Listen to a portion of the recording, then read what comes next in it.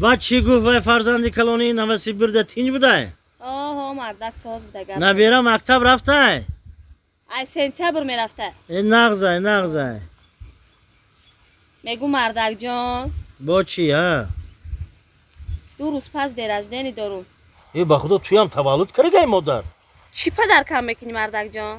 های دلت چی میگه؟ میگو مردک جان این همی قبرستانی خدمانای کو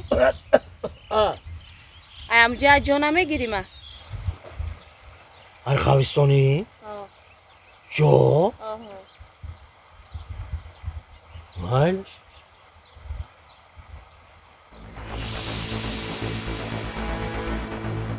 مردک جان چای گیره چه؟ ای بخدایی یک خوابی نقد دیست دادم آزیر ای بخدایی تو وای کیرین ده فهمیدی؟ چیه مردک؟ همین کیرین دی وای نام شیوای زاکر علی را آها توبه کام خدا کیرین ده من خیلی میشوده ای دیدی وای؟ نه سلام نه علیک این موری خطین کیرین داری اینوی ما خدا ده شکر همش ای 1 کیلومتر میبینه که السلام علیکم السلام علیکم خیلی گرچنده روسیه ده باشدم خیلی گرچنده здравствуйте پاپا здравствуйте ماما گودم آخر داره کو سلام و تربیه خمونه گرفته گر مردک جان اینه بارک الله تی همین نوید ده همین خیلی بودی خیلی تربیه مرا گرفتی تی اما خب همین پیالی خالی را چای میگوی من در دلم زدگی اخی یا چای بریز چای مردک جان لب گوش کنه 3 روز پس زادروز دارم چی تو فهم میکنه؟ بیست کو همین سال گذشته توفیق کردگی حالی استفاده نبردی با تو اینجا گپ میزنی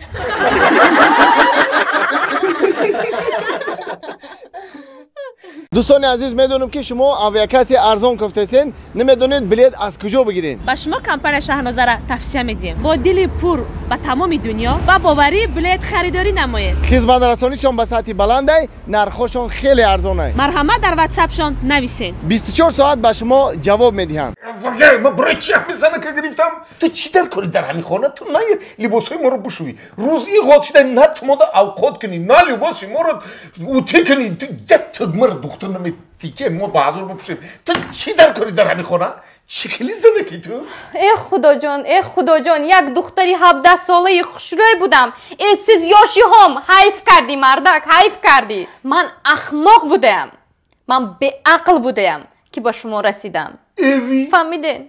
تو شکر بگو که من تره گرفتم فهمیدی؟ شکر بگو خیلی با خوشرو بگیرم شکر بگو که من تره گرفتم من چی تره گرفتم من نمیدونم تو نه خوشرو باشی نه هنرمند همین وقتی تره گرفتن دکو ما باید یک آدم به عقلی به سوادی اینی کل کدوی اینی گاو بودم که تره گرفتم من یک گاو بودم اینی گاو بودم که تره گرفتم گاو بودم گوش کنه اگر یادت گاو باشه یادت به عقل با من کی میجام با حدش میگه که بچم در مکتب باید پایین بگیر